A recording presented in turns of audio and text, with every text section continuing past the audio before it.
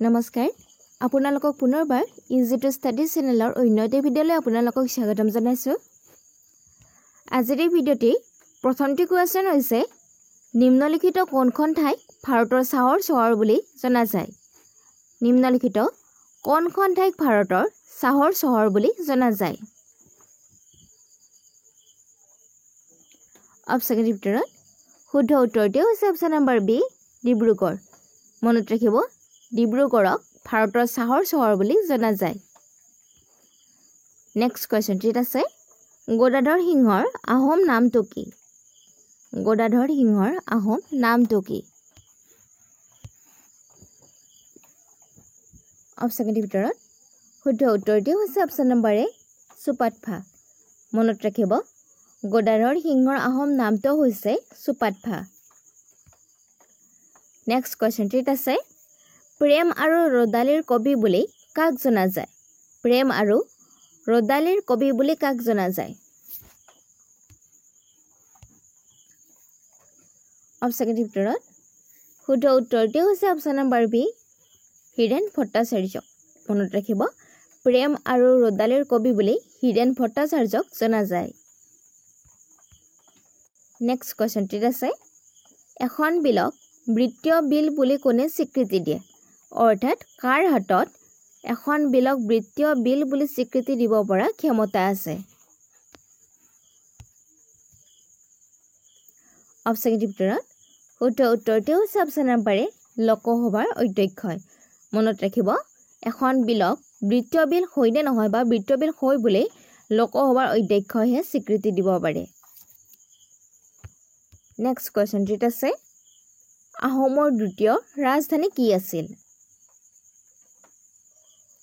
অপশ্যনৰ ভিতৰত শুদ্ধ উত্তৰটো হৈছে অপশ্যন নম্বৰ বি গড়গাঁও। মনত ৰাখিব আহোমৰ দ্বিতীয় ৰাজধানী গড়গাঁও আছিল। নেক্সট কুৱেশ্যনটিত আছে বিত্তীয় আয়োগৰ সদস্যসকলক কোনে নিযুক্তি দিয়ে? অপশ্যনৰ ভিতৰত শুদ্ধ উত্তৰটো হৈছে অপশ্যন নম্বৰ এ ৰাষ্ট্ৰপতিয়ে। মনত ৰাখিব বিত্তীয় আয়োগৰ সদস্যসকলক ৰাষ্ট্ৰপতিয়ে নিযুক্তি দিয়ে। নেক্সট কুৱেশ্যনটিত আছে চান্দুবি উৎসৱ পালন কোনে কৰে? চান্দুবি উৎসৱ পালন কোনে কৰে?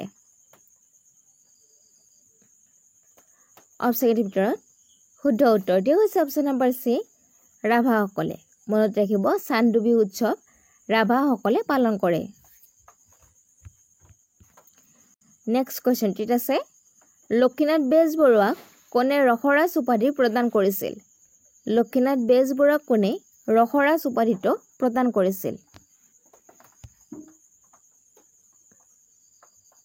অপশ্যনৰ ভিতৰত শুদ্ধ উত্তৰটো হৈছে অপশ্যন নম্বৰ ডি অসম সাহিত্য সভাই। মনত ৰাখিব লক্ষীনাথ বেজবৰুৱাক ৰসৰাজ উপাধিটো অসম সাহিত্য সভাই প্ৰদান কৰিছিল। নেক্সট কুৱেশ্যনটিত আছে নামদাঙৰ শিলৰ সাঁকো নিৰ্মাণ কোনে কৰিছিল?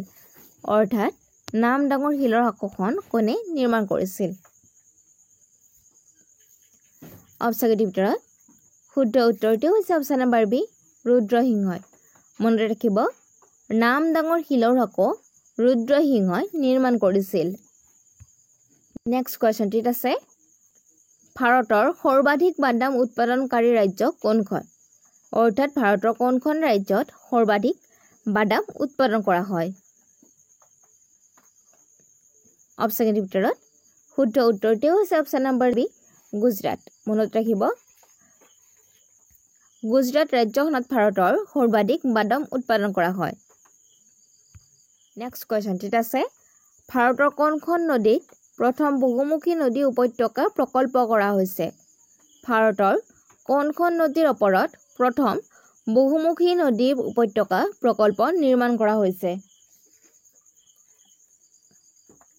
অপশ্যনৰ ভিতৰত শুদ্ধ উত্তৰটো হৈছে অপশ্যন নম্বৰ বি দামোদৰ। মনত ৰাখিব দামোদৰ নদীৰ ওপৰত ভাৰতৰ প্ৰথমটো বহুমুখী নদী উপত্যকা প্ৰকল্প নিৰ্মাণ কৰা হৈছে। নেক্সট কুৱেশ্যনটিত আছে ভাৰতৰ নবীনতম পৰ্বতমালা কোনখন? অপশ্যনৰ ভিতৰত শুদ্ধ উত্তৰটো হৈছে অপশ্যন নম্বৰ বি হিমালয় মনত ৰাখিব ভাৰতৰ নবীনতম পৰ্বতমালাখন হৈছে হিমালয় নেক্সট কোৱেশ্চনটিত আছে কোনখন দেশৰ লগত ভাৰতৰ আটাইতকৈ দীঘলীয়া স্থলসীমা ভাগ কৰিছে কোনখন দেশৰ লগত ভাৰতৰ আটাইতকৈ দীঘলীয়া স্থলসীমা ভাগ কৰিছে অপচনৰ ভিতৰত শুদ্ধ উত্তৰটি হৈছে অপচন নম্বৰ সি বাংলাদেশ মনত ৰাখিব বাংলাদেশৰ লগত ভাৰতৰ আটাইতকৈ দীঘলীয়া সীমা ভাগ কৰিছে বা স্পৰ্শ কৰিছে নেক্সট কোৱেশ্চনটিত আছে সতী জয়মতী দিৱস কেতিয়া পালন কৰা হয় অপচনৰ ভিতৰত শুদ্ধ উত্তৰটি হৈছে অপচন নম্বৰ বি 27 মাৰ্চ মনত ৰাখিব সতী জয়মতী দিৱস 27 মাৰ্চ তাৰিখে পালন কৰা হয় নেক্সট কোৱেশ্চনটিত আছে কোনজন আহোম ৰজাৰ দিনত ইটাখুলিৰ ৰণ সংঘটিত হৈছিল কোনজন আহোম ৰজাৰ দিনত ইটাখুলিৰ ৰণ সংঘটিত হৈছিল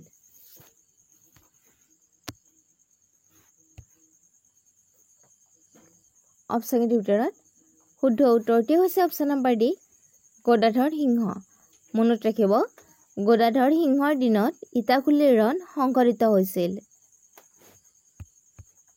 নেক্সট কোৱেশ্চনটিত আছে অসমীয়া ভাষাত বুৰঞ্জী লিখতা প্ৰথম আহোম স্বৰ্গদেউ কোন আছিল অপচনৰ ভিতৰত শুদ্ধ উত্তৰটি হৈছে অপচন নম্বৰ এ স্বৰ্গনাৰায়ণ মনত ৰাখিব অসমীয়া ভাষাত বুৰঞ্জী লিখা প্ৰথম আহোম স্বৰ্গদেউ হৈছে স্বৰ্গনাৰায়ণ অৰ্থাৎ চুহুংমুং নেক্সট কোৱেশ্চনটিত আছে কটন কলেজৰ প্ৰতিষ্ঠাপক কোন আছিল অপচনৰ ভিতৰত শুদ্ধ উত্তৰটি হৈছে অপচন নম্বৰ সি হেনৰি কটন মনত ৰাখিব কটন কলেজৰ প্ৰতিষ্ঠাপক হৈছে হেনৰি কটন নেক্সট কোৱেশ্চনটিত আছে জিএছটি কেই প্ৰকাৰৰ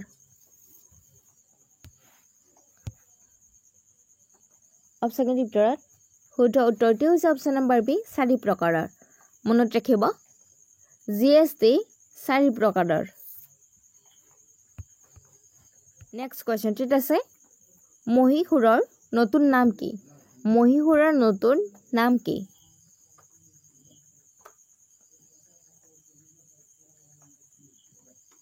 অপচনৰ ভিতৰত শুদ্ধ উত্তৰটি হৈছে অপচন নম্বৰ এ কৰ্ণাটক মনত ৰাখিব মহীশূৰৰ নতুন নাম হৈছে কৰ্ণাটক নেক্সট কোৱেশ্চনটিত আছে পুৰণি বেংমৰা চহৰক বৰ্তমান কি নামেৰে জনা যায় পুৰণি বেংমৰা চহৰক বৰ্তমান কি নামেৰে জনা যায়